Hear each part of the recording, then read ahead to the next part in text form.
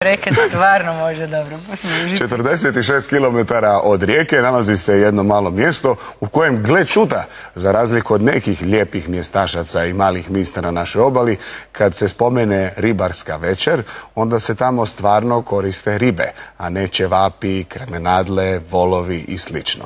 Tako je to u Crikvenici. Pogledajte kako je bilo na ribarskoj večeri.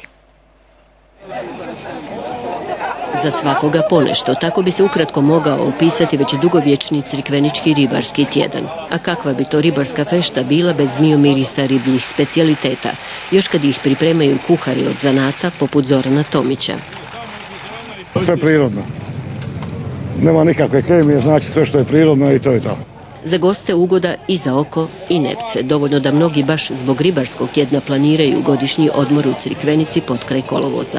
Ovdje je stvarno super i tradicionalne vaša druženja i te ribarske noći i sve ovo što prati, zaista mi smo oduševljeni i svake godine vraćamo se ovdje. Vrlo je lijepo, svake godine dolazimo na ovu manifestaciju. Što vam se najviše sviđa u Crikvenici? Riblja jela, sunce, more i ovi veseli ribari. Veseliti se mogu i turistički djelatnici Crikvenice.